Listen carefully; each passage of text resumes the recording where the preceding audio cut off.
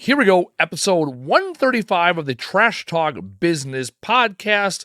Coming a little bit late this week because, technology is a mother sometimes, as Rick and I have discussed. And if you notice, we're in the same room.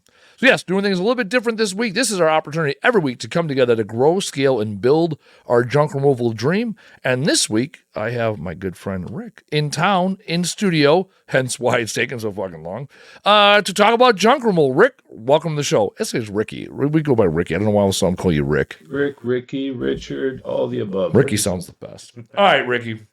Why are you here? Let's start simple. You know what, Andy? Why I'm here, we got to move the needle in our business. Mm-hmm. It's been stuck on the same stagnant, let's just say. Mm-hmm. Our business gone a little stagnant. So stuck in the business, day-to-day planning, on the truck, all these different things that happen from the day-to-day. So I got a text message one day from my wife. Jobber. Have you heard of Jobber? Yeah, I've heard of Jobber. So she says, you got to check this guy out. He's talking your language. I go, what do you mean by that? Trash talks. I go, trash talks. I put it in my Spotify. Check it out. Hook, line, sinker. From that day, I was hooked. I listened to your podcast and I was like, this guy's talking the same language. So that's how it all started. Yeah. And so then about 2 months ago, your wife reached out and said, hey, Andy, what you said, right? You've been in business 17 years. 17 years. Okay, let's talk about that. Because most of the jokers, I've been in 8 years and I'm, been around for a while. Yeah. 17 years. What have you done right from day one, all these, to get 17 years under your belt? I mean, 80% of businesses fail in the first 5 years. That's right. You're 17 years into this, still in the hustle, still learning, still growing. What's led to your success? You know what? Customers are number one. Yep. Taking care of our customers. From day one, I've always had a really strong work ethic. Started in the electrical business. Got laid off. Friend of mine ran a junk company. Asked me, do you want to help me out for a bit? I was laid off at the time. I said, for sure. So I went by, helped him out for a few days, and a couple weeks later I said, how do you feel about me running a truck for you? So he was happy about that. So started running a truck for him, and then sure enough, the work wasn't there, so I had to think about bringing work in for myself. Yeah. So at that time, I had a guy working with me. We did the whole flyer thing, door to door, right? Putting flyers out, trying to get the phone to ring. Yeah. Number one thing, get the phone to ring, right? Can't run a business if the phone ain't ringing. So we started with that. Up and down streets, doing scrap, looking for scrap, just trying to keep moving, right? So that's kind of how we started. And is that the guy that started with you? Is that Chad, the guy who's still with you? No, that was at the time business partner. That didn't last very long. That only lasted a few months. Got it. All right. Yeah. The ships that always sink are partnerships, as they say. That's right. Right. All right. So you also got a guy named Chad who's been with you. When did he start with you? He's pretty well been with me from, I would say, 16 years in. Oh, wow. So that partner that I kind of had short term decided to not answer his phone one morning. I had a job with a realtor, well-known realtor in the area, and that was the first job for her. Tried to call him, couldn't get a hold of him. I knew my buddy Chad worked down the street. I said, it's a Mickey Mouse job. It's a treadmill. Yeah. I need to make this job happen. Yeah. I got to get it done, right? So I called Chad, and Chad was available from that day forward. He was the man. See, that's what I love. You've been here in the shop here the last 2 days. We had dinner on Sunday, and now you've been here in the shop the last 2 days. I come on this podcast every week and I talk about, hey, these are the ideals. Here are the ideals, and then there's the brass tacks. You got to make shit happen, right? It's like you had a plan, you had a business partner, you had this, and it's like you also had a guy that was down the street. Because, like you said, realtors are the lifeblood. 40% of our work revolves around a real estate transaction. You got a realtor who's selling houses, that's your fucking lifeblood. There's no doubt about it. For sure. So Chad's still with you. 17. I want to keep. I'm going to, not even when I want to. I'm gonna keep harping on this. 17 years in business, because I said earlier this year I wasn't going to take on really any junk roll clients as far as financials and operations, because most cats are hitting me up 2-3 years in, a couple $100,000 in revenue, maybe 150, 200,000 in revenue, and they're like, hey, where do I start? I'm like, do 1,000 jobs and get a hold of me, right? That's what I love about you guys. You guys have been in 17 years grinding. And now it gives us an opportunity to take all the good things you've done, because your customer acquisition cost is ridiculously low. You get tons of referral business, tons of repeat business from existing clients. You're well known in your community now 17 years later. And there's a lot, and what I love about you and your wife in particular, you guys are still hungry. You guys still want more. It's not like, let's just make our money and ride. It's, how do we keep this thing growing? Because you got the family involved now. That's right. When did your wife come on board? My wife's been on board pretty well from the beginning. Okay. She's been behind the scenes. Yeah. Always behind the scenes. She came up with the name when I said I want to put my time in this. I want to do this full time. Yeah. So she came up with the name. She was very diligent about the name. She didn't want that junk in there. She didn't want the junk in there. She wanted removal services. I know. I'm rocking the hat. If you guys see, it's a nice hat, right? Again, you send me hats, I can wear them. This is a conversation I had with my marketing company earlier this year. This is a conversation I've had on this podcast, and you guys are very adamant about that. I love it. Right? It's chuck it, removal services, not junk removal. That's huge. That's right. Because the majority, I wouldn't say majority, but a good 60 to 70% for sure of the items we remove is not junk. Yeah. We diverse it from the landfill, salvageable items, right? So we find homes. We don't try, we find homes for those things. My wife's made a lot of connections in the community. Yep. Women's shelters, Durham Elderly Abuse Network, different places like that to find homes for these things. So recently, just in the last, I guess 2020, right? We purchased our own building, which give us that opportunity to do it even more. So to actually bring the stuff back and recycle and find homes for it. And you bought that the day before the lockdowns up in Canada. What did we get ourselves? I know. What did we get ourselves into? Well, that's why when we talked, one of the questions you asked me is, hey, do you see a lot of these fly-by-nighters, the guys that pop in and out, right? And this is the time of year they start dying off, right? They're like the mosquitoes, right? They come in, they suck a little blood when it's fucking nice out. As soon as the fucking snow hits, as soon as it's fucking cold, they're gone, right? And since 2020 wasn't so bad, but 21, 22 just popping up. Now, I've been talking about this podcast. I'm very adamant. If you pop up and you fucking make it, good on you. Like I had Q Hall from Colorado a couple weeks ago. I'm all about it. I fucking love these guys that want to. Yeah, Eric with a Q, right? Q Hall, right? I'm all about these guys. I'm going to give the answers. I also tell them, don't be discouraged by these guys that fucking come and go, because I've seen it, right? And for those of us that been in the hustle for a while, we've seen these guys fucking go. Like guys like you, 17 years in, it's like, yeah, you can withstand a fucking pandemic, buy a building, and actually grow your business beyond, where you were before. So 17 years in, when did you get, because a lot of people want to know this timeline, when did you get off the truck? When did you get your first, second crew? I've been off the truck a good 5 years now. So 12 years where you were banging them. Working out of a storage unit, more or less. Yeah. So just before we got the building was around the time I was off the truck. Yeah. Right? So working out of a storage unit for 12 years. Brought my brother in, brought my nephew in. My daughter's in the office. Chatty's been with us for, like I said, 15 years. Another friend been with us for all our guys have been there pretty well over 4 or 5 years. So that's ridiculous retention. So you're never really hiring. You got your core group of guys, and that's it. We've got some summer help in the summer when it picks up. Yep. Right. We've got our students that come in.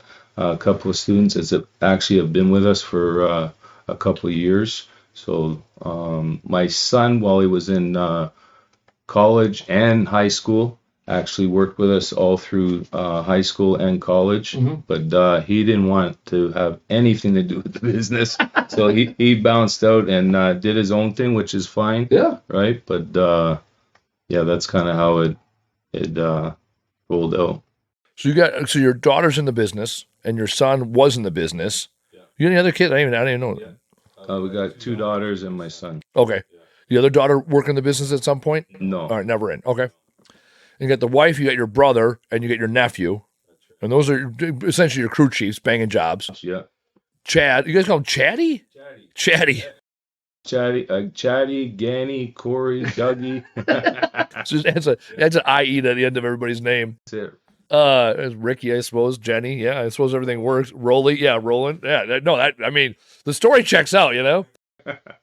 So what's that like? Because I went the opposite direction, where I started with a bunch of family, and now it's only me. How is it? How is it you're doing it? With getting what do you call it? By you brought in your family members. How does that work? Well, my whole family knows I'm very big. Business is business. When we walk through that door, yes, we're a family, but business is business, and we're here for business. It's simple. No, I've had the pleasure here the last day and a half of working with you guys, and I can notice that there's a healthy respect for you as the owner and the visionary of the company, not the older brother, father, husband, uncle. It is no, you're the visionary. 17 years ago, similar to you, I got laid off, and that's what kicked me off. Right, driving up and down, picking up scrap, and now they respect that part of you. Right? Because I've also seen families that's like, well, he's the husband, he's the man. It's like, is he in charge? Because you can be the husband, you can be the wife. That don't mean shit. Like, it doesn't mean shit, right? Because with you are very clearly the integrator of the business, right? You're the one that makes shit happen. You're the visionary. You decide what's going to happen, and you're at the end of the day, you know how to close jobs, you know how to bang jobs, you know how to lead the team, right? So it's like all those things that you earned. It's not like you were born into it or because I'm the dad, I'm in charge. Because there's that hierarchical, right? I remember I worked at a pizza place, and old school guy, and I remember I'd always be like, well, why do we do it this way? He's like, because my name's on the sign, right? Yeah. It's like, well, what? And I remember I was young. That was my first job out of high school. I was an assistant manager of a pizza place, and I was eventually the general manager of a pizza place at 18. It's like, I wanted to do this, and this different. And he's like, my name's on the sign. I'm like, well, if all you want me to do is execute your plan and I have no say, the fuck? I'm bouncing. Yeah. And I did. And that's one thing I noticed about you. It's like you have your way of doing things, and yet, like you said, when your wife, brought Jobber on, you were like, all right, let's do that. She's the mastermind behind the scenes. Yeah. Right?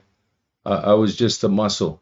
I was the muscle, but definitely my wife's had a huge part of our success. She's made a lot of relationships in the community.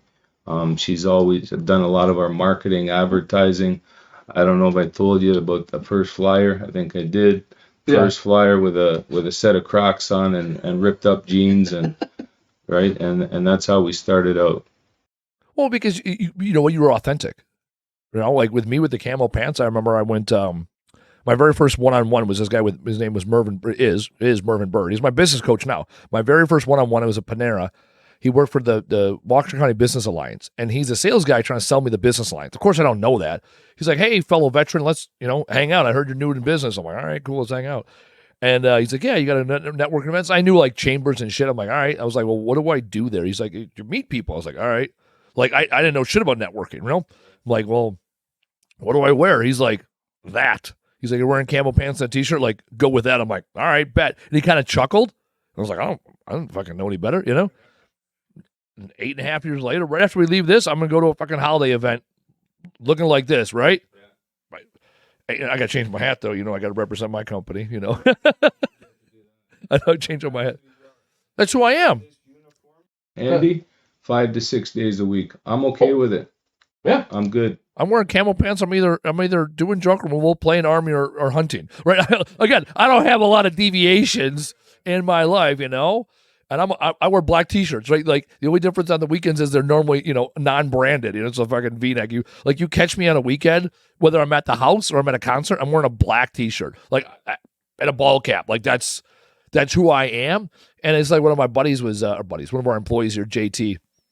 He was talking about Dion. So he's quoting Dion. I'm quoting JT, quoting Dion. It's one of those, when you look good, you feel good. When you feel good, you play good. And it's no different than me. I remember that first year I went to a big conference, Marketplace. So it's this time of year. Actually, it's next week I'm going to it. So I went to it the first year. I've been wearing camo pants for 6 months. And I go to this big conference at the Potawatomi, which is our hotel and, casino. It's like, ooh, this is the fancy place. I went there, fucking suit and tie, like a church suit, because I don't own a business suit. I own a church. I got my wedding funeral suit, and I looked like every other fucking swinging dick in the place. There was nothing about me that was unique. There was nothing about stood out. I remember I walked around there like, all right, I'm just like everybody else. Like I lost my competitive advantage because I looked like everybody else. And I wore it 2 days in a row. I wore this fucking suit. The next year I went to the same event, fucking camo pants and t-shirt, right?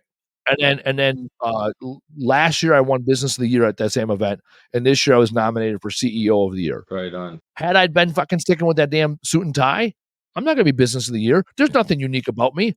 I'm another guy that runs a business, right? And now when I wear the ball cap and the t-shirt and the camo pants, I come in like me. I know other guys, stand-up guys, junk removal. Like they're all about their fucking polos, right? They're all about, and I met other guys who are like, no, we like to wear polos when we do junk removal because it gives us a professional look where everybody else is wearing, cut off jeans and Crocs. And it's like, all right, that's your style, right? Even like today when we were doing your values exercise, like one of the things you said was relentless, right? You guys are relentless. You're gritty. You're fucking tough. It's like, yeah, let's let that shine, It's like if you're rough around the edges, cool, run with that. The other companies is like whatever your thing is, like stick with what you are doing and stick with who you are, because ultimately that's going to be the brand you represent. I think for me, Andy, is letting go of the control and the ego and being vulnerable in order to let my brother, my nephew, Chatty, all these guys step up. Yeah. Right.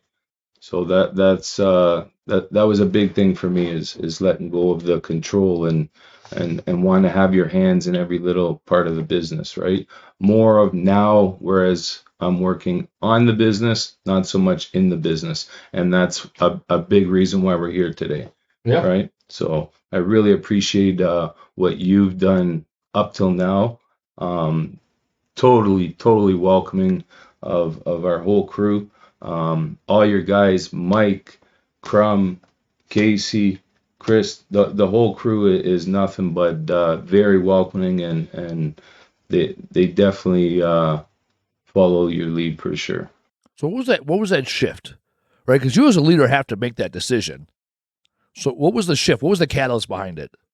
For me, I looked and I'm like, I'm one guy, right? Mm-hmm. Actually, you know what? I can look at some of our competitors that I've seen in the area that started the same time. Yeah. One guy, and he's still humping and doing his thing with another guy. I always had a vision. I didn't want to stay on the truck forever. Yeah. Right? That was my vision, is I need to build something here where it can be passed on. Right? So you can only do so much as one person. It's simple. Yeah. Right? So at the end of the day, I had to look and say, how am I going to grow this business? Right? And that's what happened, is I started looking outside the box and adding trucks, adding trailers. As you know, we do moving also, so mm-hmm. removal, moving, and demo. So that's opened a lot of doors for us also. Yep.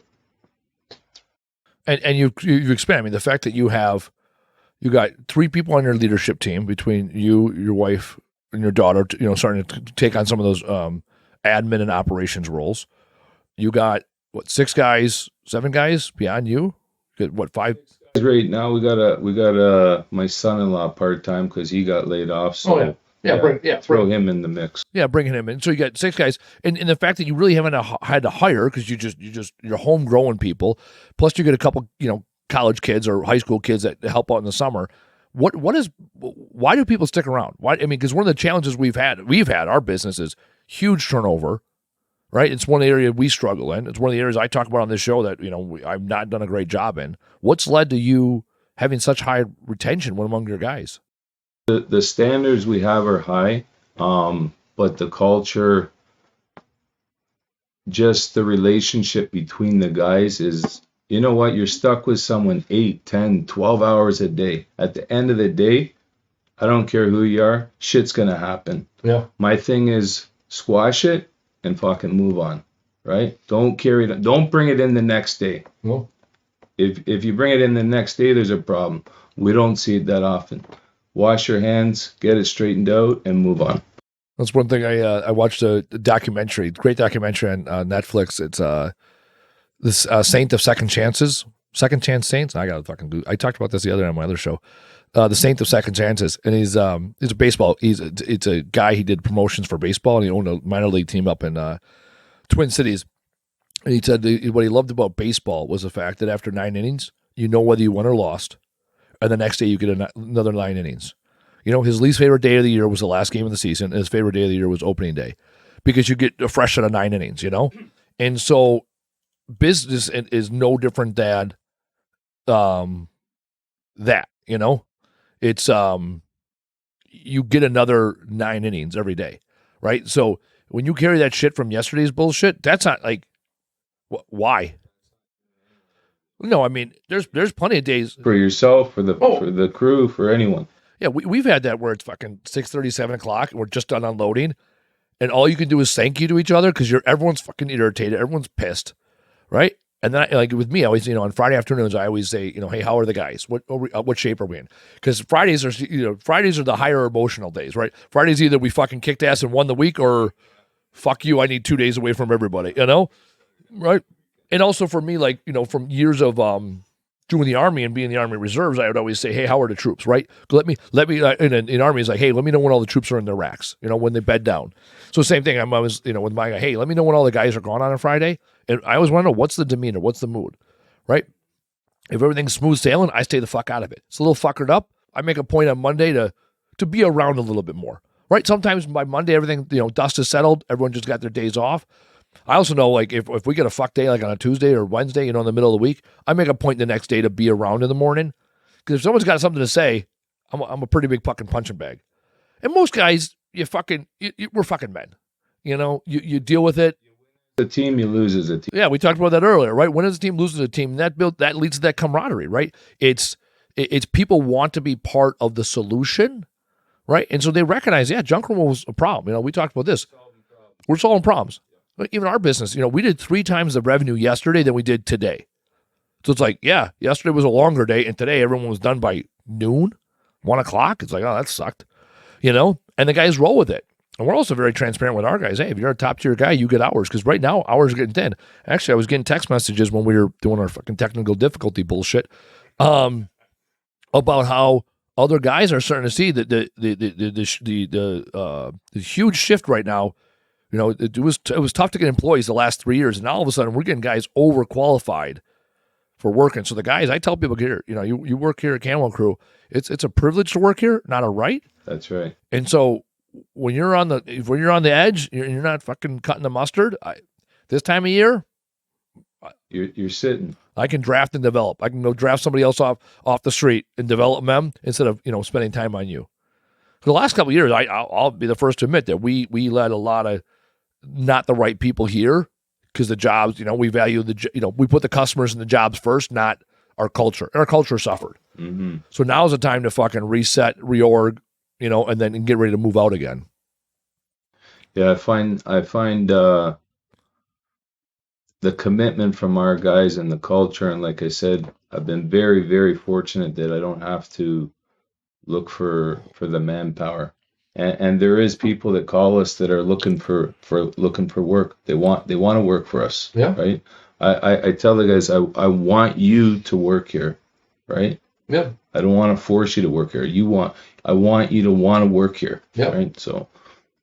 And I can tell by the looks of the face of the guys that are here, they are all in on this brand. Oh, they're fired up. Yeah, they're fired up. They want to learn. They want to grow. They're itching for more responsibility. Like you said, right? You spent the first 12 years on the truck, really spent the first 16 years kind of very owner centric. For sure. And now ever since mom and pa kind of shop. Yeah. And I don't know if the cameras can see this. I think I told you that. Oh yeah, right? There it is. Yeah. Right. That's the Bible, baby. That's the Bible, baby. Right? Old school, but guess what? I know it's got to change, and I've started to make those changes, obviously with the jobber and all that. But just like your dad, right? Name, number, everything written down on a pad of paper. So this is part of my change. That's the thing. I never knock success, right? There was an old adage of a kid, three kids that grew up, their parents owned a restaurant, right? And the kids all went off to college and came back, and one of the kids got an accounting degree. And they said, okay, mom and dad, you got to change the way you, like, how have you been successful 30 years running this restaurant, right? You got your checks, you got your register, right? How like you got to adapt and overcome. And the dad's like, well, I put 3 kids through college. I came here as an immigrant, and my restaurant's been in business 30 years. Real simple. I got the checks, I got the money in the till, and I got my bills. Or whatever money's left over, that's how we survive. Right? Their system worked for them. Yeah. I don't. Right? I never knock a system doors. I talked about my dad in his spiral notebooks because you know what? He's been in business 30 years. The fuck do I know? Now, what I love about you is your system that works for you, and it worked up until a point when you decided, I don't want to be owner-centric. I don't want to be mom and pop no more. We want to be bigger. We want to have, and not 20 truck operation. We want to be big enough where other guys have more responsibility. Big enough where you can take a vacation and not take the phone with you. The phone's not on the beach with me. Yeah, right, again. Or at the poker table. Oh, I remember, was it last week's episode or 2 weeks ago when we were talking about wins? I think it was last week's episode. He goes, hey, what was one of the biggest wins you experienced in business? I go, the first Saturday morning I slept in past 8 a.m. That felt pretty fucking good, Yeah. Because I trusted somebody else with the phone. That was huge for me, And what I love about you is like, you know where your strengths are. Right, you can sell jobs. You can lead the crews. You also know where other people can step up and start taking responsibilities. Because what I've seen in my business, I've had it both ways. I've had it where no one wants more responsibilities, and I've had it where people that were underqualified wanted more responsibilities, and you're like, you got to kind of govern them a little bit. It's like, hey, learn how to do your job first, and then maybe I'll start trickling stuff in. And I'm fortunate that all 6 guys, like I think I told you this earlier, are experienced, from start to finish, so I can put them in any position at any time. Well, that's huge. I mean, now, so you got your culture figured out. There's no doubt. So that resources that are human, you got great guys. Your wife's doing the marketing. What's next? What are you lacking? What are you gearing up for next year? What are you gonna need? What do you need to do different next year to build the business that you want? Well, as you know, like you said, our customer acquisition, the money we're putting into the market, it's amazing after 17 years that we've lasted this long with referrals and repeat business. That's pretty much it. Like, I mean, we've done some advertising for sure. We're in local hockey arenas and the Google and stuff like that. But at the end of the day, that's an area that we obviously approached you for is where things need to change to move that needle to get to the kind of, I'm not looking to be, like you said, the 10, 20 truck, but you know what? Another 2 trucks. Yeah, so run 4 or 5. Yeah, because you're running 2, 3 trucks a day. So you get to that 4 or 5 truck. Yeah. $1.5, maybe $2 million. Nice healthy business. For sure, yeah.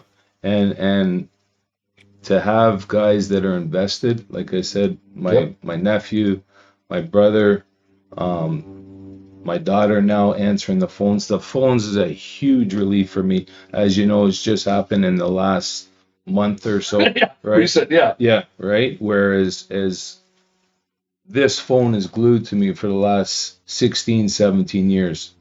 I don't miss phone calls. You can't make money. You can't run a business without answering the phone. Yep. Right. So that's been a huge relief for me. There's a sweet spot in every business, right? There's some guys that are like, nope, I only answer the phone between this time and this time because family comes first and da-da-da, right? And you have other guys that are, nope, morning, noon, or night. I mean, Andy Barton, he'll pick up the phone on a Sunday and go bang a job. Yeah. Right? I'm fucking like, I know, you get excited. I know, I fucking, right? The truth is, somewhere between those two is what works for you. Yeah. I remember, was it Alex Murray? What's that guy? The fucking Rip Jesus. Taylor, who's that guy I talked about? I watched this shit. I even remember this post from earlier today. Alex Hormozy, is that what it is? Alex Hormozy? Someone fact check me. Alex Hormozy. He was talking about his gym. He's like, hey, I went from a gym. He bought it for like $100,000 and he sold it for $25 million.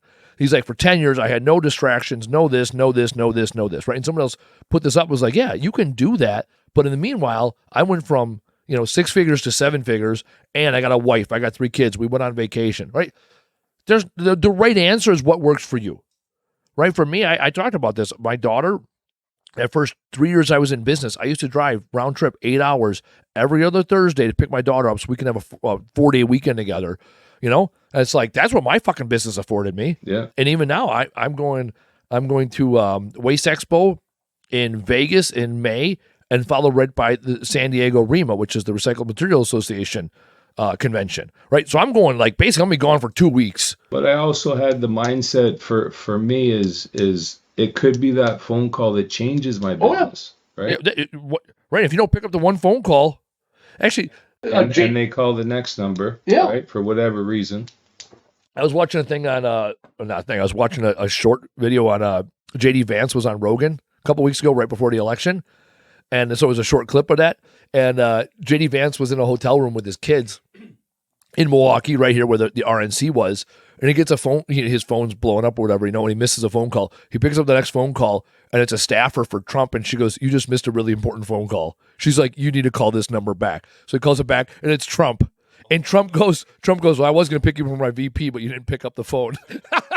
And they kind of laughed about it, and then obviously picks him for the VP, But it's like, yeah, like that one, I mean, that's an extreme case, and yet I can't remember jobs where it's like, Saturday afternoon, I pick up the phone, hey, what's going on? And someone's like, hey, I need this job. And it's like, it ends up being a fucking client for 10 years or whatever. Because every time that phone rings, that's opportunity and knocking, right? And like, that's what I get off to in life. It's like, that's the risk in business I absolutely fucking love.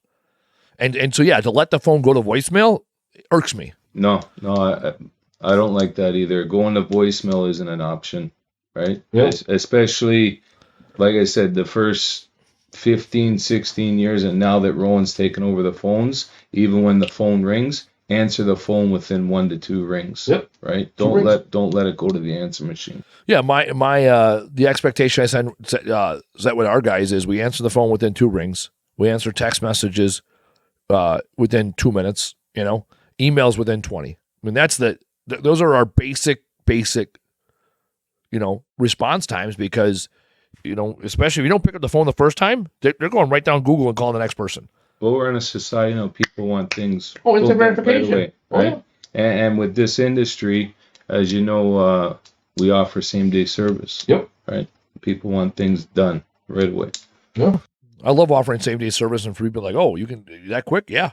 I want to have the job done and money in hand before you get a chance to even think about another option. That's it. Yeah. You don't want them calling another number.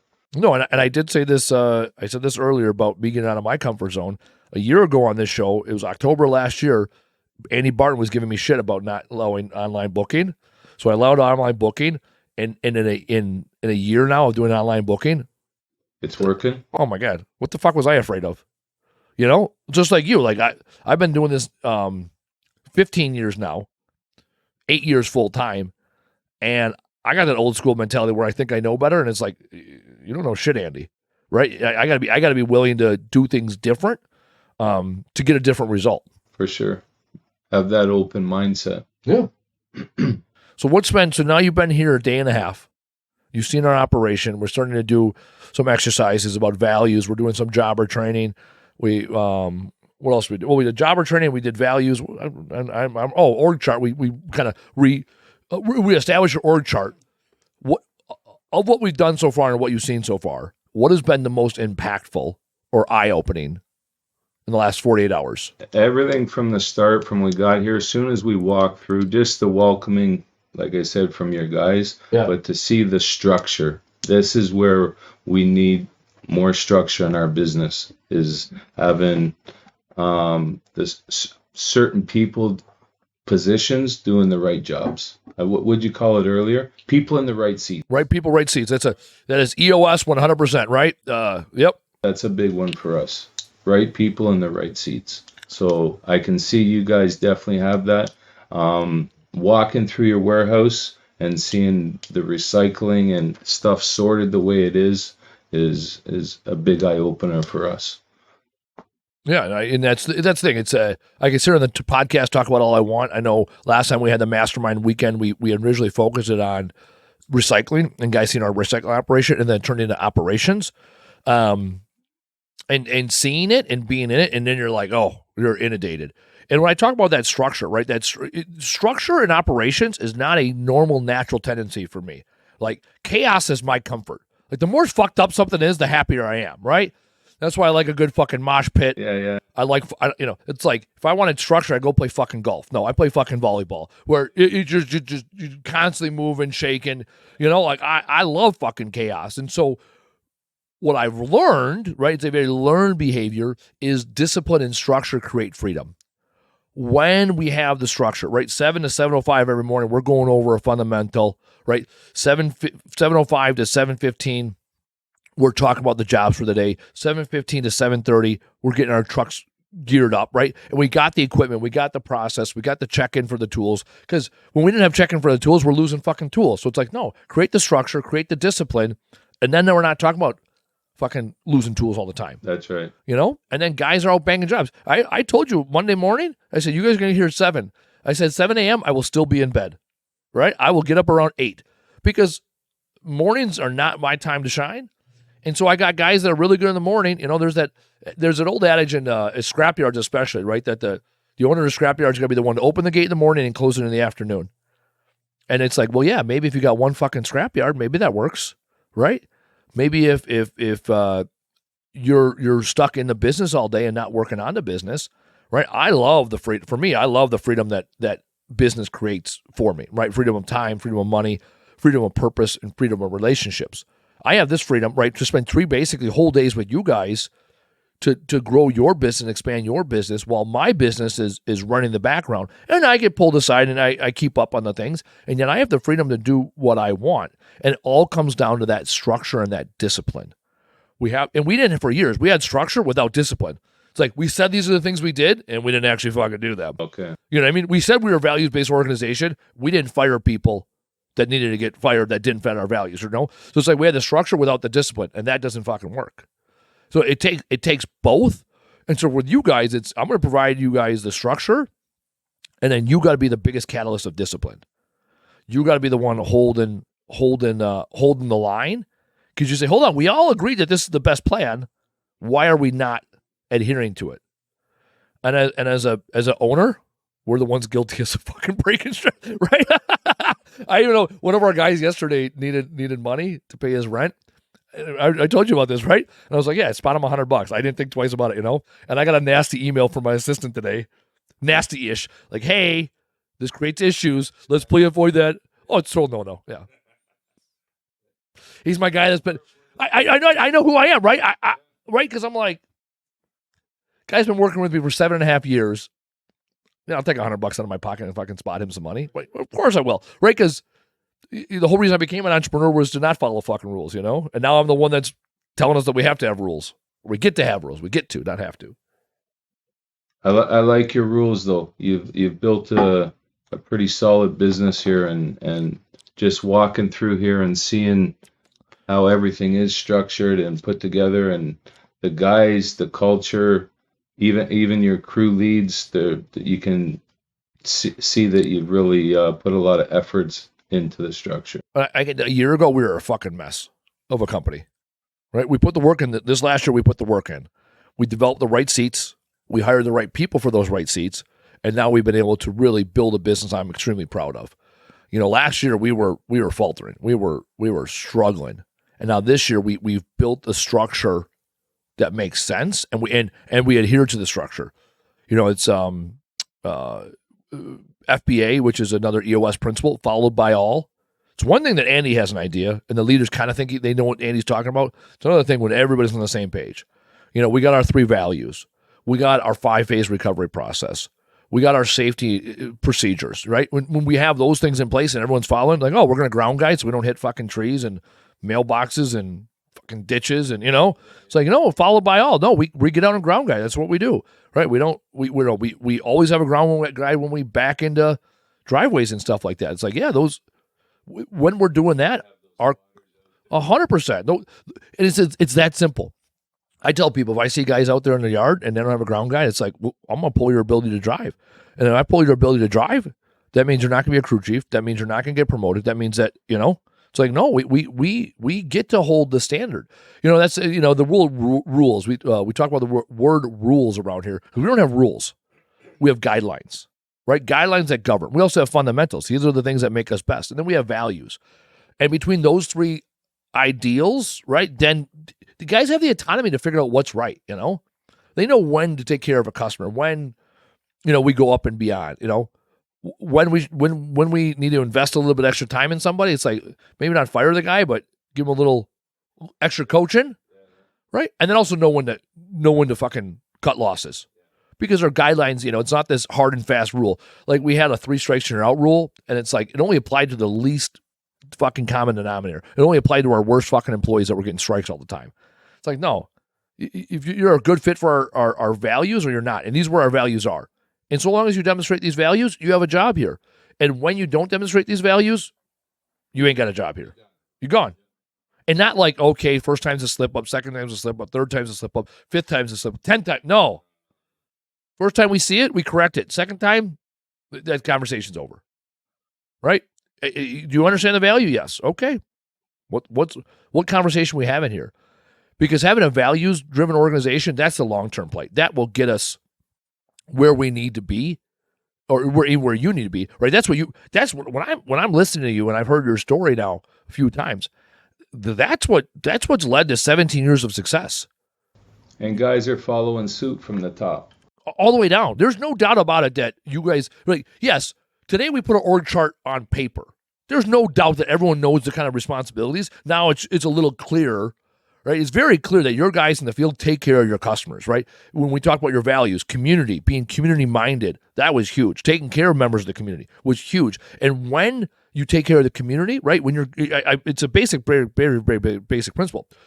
Your job as a leader is to take care of the guys in the field. The guys in the field take care of the customer take care of the business take care of you. That's simple, right? And when people understand that, they'll run a values-based company. They'll do the things that are right, ethically, morally, right, for them, versus the fly-by-nighters that are trying to make a quick buck, chuck stuff in the landfill, not give a shit, try to get as much as they can for the job and diddy mow. in and out.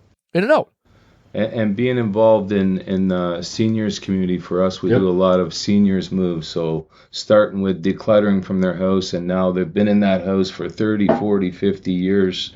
It's very fragile and sentimental, and it's a big transition for them to move from a home they've been in for 40, 50 years. You're taking away majority of their stuff because they're downsizing, and these young guys are just amazing with our seniors. Very compassionate, patient is a big one, because they've got to sit there and listen to their stories. And that's where we shine, is when we get involved with the seniors and listen to their stories and where they've been and this transition into the new home. Well, the biggest piece there is that old principle, right? People won't always remember what you said or what you did. They remember how you make them feel. And when people, especially when you're moving from your home of 30, 40 years to a senior living facility, right? Feeling respected and feeling as though, they gave you their time, that extra 10, 15 minutes of sitting and talking and chatting and getting to know the person, that's what they fucking remember. They don't remember, oh, they got done in 20 minutes faster than they thought they would. It's like, no, they took the time and they were respectful and they're responsible with my material, responsible with my stuff. That's the big kicker. And when you're walking through those homes, all our guys, all the seniors in the homes, once we move them in there, yep, right? Because we visit a lot of the same homes over and over. They're getting stopped, guaranteed. They see them walking down the halls. Hey, Corey. Hey, Ganny. Hey, Dougie, Chatty. Sit and talk to them for another 10, 15 minutes in the home. Like what I talk about, when you're in a senior living facility, it is our job site for the day. It's the employee's place of work. It's the senior's home. That's where they live. They're there 24/7. And so that mindset, if you have when you have a temporary mindset of, hey, it's just my job site for the day, that ain't gonna fucking transfer well. When you're like, hey, this is people's home, and you treat them decent, then everybody else in that facility they're gonna recognize how you're treating them different and better, right? Than maybe other vendors or people that are in and out of the facility there. And for us, when they see our trucks out front, right? Some of them that don't have family, that don't have anyone, are looking forward to seeing the guys walk through just to say hi. Just to say what's Yeah.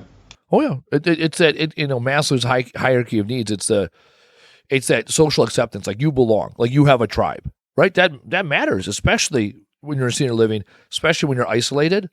And we got young guys that want to take a few minutes out of their day and get to know you. Oh, I fucking love it. I know when I go to senior living facilities, I love bullshitting with people, right? When I get older women talk about my tattoos or whatever, I'm like, hell, I'll sit there and chat with you, And you got the old guys that want to talk a little shit every now and then, or I see the old ladies fucking playing bridge or what's the other, sheep's head, I always say what's up, I never learned that game, but then women take that fierce, right? Like, so you give them a little shit and you move on, right? It's like people want to know that they matter, right? Acknowledge that they exist and they matter, and that makes a huge difference. And that's everything we do in this business. It's what we do matters, and how we serve the members of the community matter. And when we focus on that, the junk removal comes and goes, right? When we're good stewards to the community, good stewards to the environment, that's how we stay in business. You for 17 years, me for coming on 9 years now, right? You stay in business when you do things with a values-based organization. Real quick, shout out to the people at home. So Ricky's here this week, and we had a group of guys come 2 months ago for a mastermind weekend. It was a recycling summit turned into a mastermind weekend. So now I'm going to be hosting another mastermind weekend, January 24th and 25th, focus all about the numbers. That's how this conversation started with you, right? Your wife reached out and said, hey, our numbers are jacked up. We want to know what's going on better with our data. And so jumping into your data, right? And when we jump into the data, it ends up really impacting operations. And then once we understand where money's coming from, how we're spending money, it impacts where we're going to spend money on marketing, how, what effective sales strategies are working. Also, like you guys saw yesterday, our EODR, our end of day report, right? How do the guys in the field impact the dollars, and how can they better understand their impact? So like one of my guys yesterday, Dan, I was like, hey, you guys were way over on hours on this demo job, right? Because they had 6 guys at one point instead of 3 guys because they wanted to get it done in a day versus 2. And I'm like, all right, well, get her fucking done. First thing he said to me today, he goes, hey, it all worked out because the scrap money we got, yes, it took longer than we planned. Scrap money made up for it. He goes, we still hit our dollars per hour. I got entry-level guys telling me they're hitting their dollars per hour versus me end of the week trying to figure it out, So that mastermind weekend we got coming up the 24th, 25th, that's what we're doing. We're going to do Friday afternoon, meet and greet, see the warehouse, high-level overview, kind of like what you guys did, right? You saw the warehouse yesterday. You saw our operations running yesterday, so now you kind of get an idea of what the end state can look like, right? Begin with that end state in mind. And then we're going to spend all day Saturday building out pro forma. So in order to qualify for this mastermind weekend, we'll have the link. Taylor will put the link in Eventbrite. A couple things you need. You got to be in business at least 2 years. We need 2 years of profit and loss statements to qualify. You got to be doing at least $250,000 in business, and you have to be off the truck. We need people that are going to be people that are running their business, not where their business is running them. So those are the 3 minimum qualifications we want. I also need you to send your P&Ls ahead of time. So getting your data right ahead of time, because our goal is to build out your pro forma. So your pro forma, some people call it a budget, some people call it the plan. I call it a pro forma. It's a pro forma. We're going to take your current profit and loss statements. We're going to take your profit and loss statements from previous years. We're going to compare them against industry averages, and we're going to come up with a plan, a financial plan for your success. From that financial plan, we'll also develop your KPIs, which is your key performance indicators, and look at some CSMs, which is a new term I love now, common sense metrics. Right? So like one of our common sense metrics we talk about here at Camo Crew Responsible Junk Removal, we want a full schedule and an empty warehouse. Right? So very simple. What does that look like? How many dollars of revenue do we want over the next 7 days? What does an empty warehouse look like? Right? How much material sits? How long does it sit? So for us, the goal is that most material sits here less than 7 days. We're churning inventory all the time. So, Jen, your wife Jen, she's giving us a shout out. Been great so far. She's seen what we've been already doing here. So that mastermind weekend, 24th, 25th of January. Taylor will put it up. Sign up. Bonus if you bring a second person. This is a paid event, which will limit us to probably about 12 total participants, probably 8 to 12 participants in total. So paid event. So whether you bring a second person from your team or a second person from a sister market or a collaborator with you, there'll be discounts, in the cost sharings of that customer acquisition cost. So that's coming up. Taylor in the other room will be bugging me for not mentioning that, because after the show I'll be like, "Hey Taylor, why didn't I mention that?" I was like, "Oh, because you didn't mention it." So there we go. I got check boxes too. I get the check boxes too. All right, get to the big finish here. We got started late. We're finishing late. That's how life works. And I'm going to a networking event after this. I'm going to go to a country club, rub elbows with fancy white folks, hitting golf balls or something. Nice. I don't know what they do at fucking country clubs this time of year. I'm going to go shake hands, kiss babies. I ain't fucking golfing. I'll be fish out of water in my fucking camo pants. And you know what? That's the way I like it. I like to fit out, not necessarily fit in. So, top takeaway. What's been your top takeaway from today's episode, this conversation?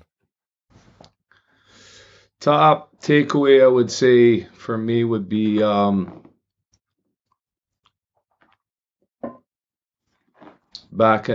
getting off the truck was a huge thing, right? So that definitely gave me the opportunity to grow the business, right? You've showed us the numbers and the data that really matter, right? You've really crunched those numbers and showed us the true data on things, and that's a result of our success.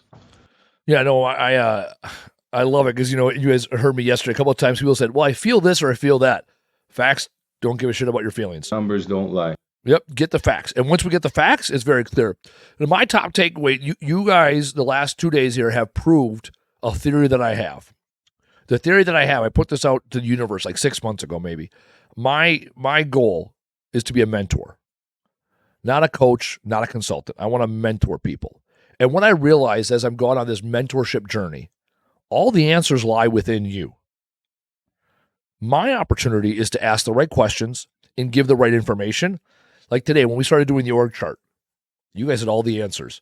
I had an idea of how it may shake out, and you guys were like, nope, this is it. And it was like everyone was in agreement. It wasn't like groupthink, like, oh, okay. No, it's like, oh, no, that's the guy. Nope, no, that's for. Nope, don't put that person there. Move that person, right? It was very clear and obvious. For sure. Right? And then afterwards, it's like, oh, okay, now we're seeing where natural conflict is.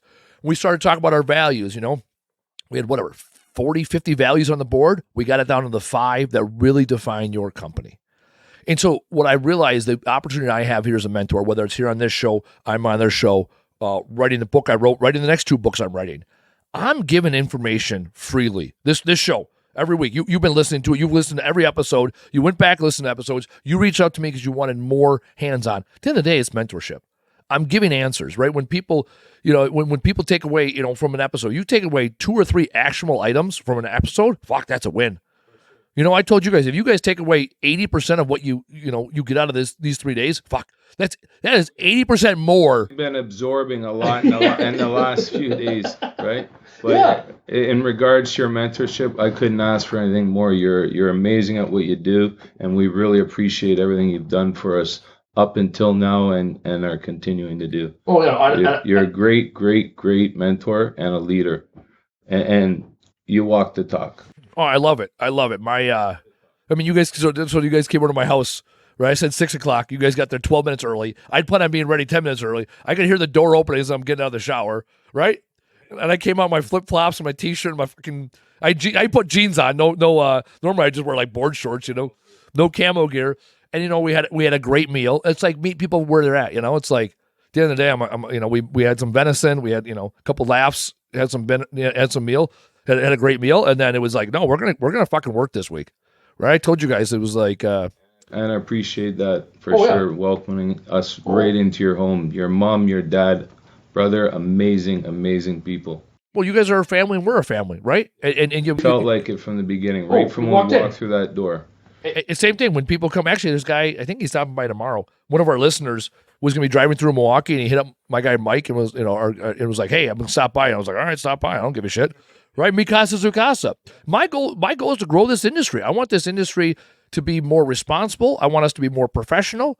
And so I can sit here and bitch and moan and tell people what to do, or I can give them the answers to the test. Take it with it as you will, right? And so that's where I get excited about. I was so excited when your wife called me like 2 months ago because I didn't know you existed, right? I'm like, man, there's a company that's been around for 17 years, Toronto market, big city, one of the biggest cities in Canada. I want to learn from you, right? What has led to your success in 17 years? Well, you guys got that culture thing down, and that's something we've struggled with. And so, like, there's a lot I'm learning from you, and it's because in this industry, we all got something we're great at, and there's always an area of opportunity. And so when we look at this, when we look at ourselves in this bigger industry, we all know deep down inside of us where we're struggling. And it's about checking that ego at the door, getting that pride aside, and leaning into the areas that we want to be better, and what do we need to do different, right? So whether it's a podcast, it's a book, it's a fucking movie to watch or a documentary, taking that information that's going to allow you to be better, because it's about being better professionally, personally, and then you end up being a better husband or wife. Comfort. Oh, yeah. You said comfort. I know. You said comfort earlier today. I got twitchy. If anyone hasn't noticed yet, my first podcast, so a little jittery, but at the end of the day is a big thing for me to get out of my comfort zone and do something like that. Oh, I remember. I didn't ask you to be on the podcast. I told you you're going to be on. No, you didn't ask. You told me, Ricky, be ready. 3:30 we're on, or 4:30, whatever it was. And, Well, that was it. But because guys like you and I, if you ask us, we'll come up with excuses. If you tell us, we're like, okay. Yeah. Oh, I met you like. When I first started talking to you, a couple weeks ago, I was like, oh, I fuck with this guy. And then my mom, right after you left on Sunday, my mom's like, oh, that's just like an older version of you. I was like, oh, yeah, Ricky and I, like, cut from the same cloth. It's like, yeah, work hard, play hard, zero fucks, talk shit, back it up, right? And also, it's like, I tell people all the time, my mouth writes a lot of fucking checks, my ass has to cash. There you go. Right? And with you, it's like, you got laid off, and you're like, fuck it, I'm going to get a truck and a trailer and start banging jobs. Make it happen. Or like you said today, your business partner didn't show up one day? Cool. I don't have a business partner anymore. Sounds good. Figure it out. Figure it the fuck out. All right, Ricky. Absolute pleasure. I'm looking forward to another day tomorrow of digging deeper and diving deeper in your business. And really, I'm mostly looking forward to next year. Right? We're gonna do another episode. Hell, maybe you invite me up to Toronto. I'll come up. Go to a fucking more than welcome. Go up to a hockey game or something. Whatever you guys do. Get some poutine. Hey, you got to see the boys in blue. Right? The boys in the Maple Leaves. All right, I'll come up. Yeah, I'll come up to Toronto. We'll do another episode because I want to see what you took from this week, what you took from these 90 days of mentoring that I'm jumping in with you guys on, and how it's changed your life.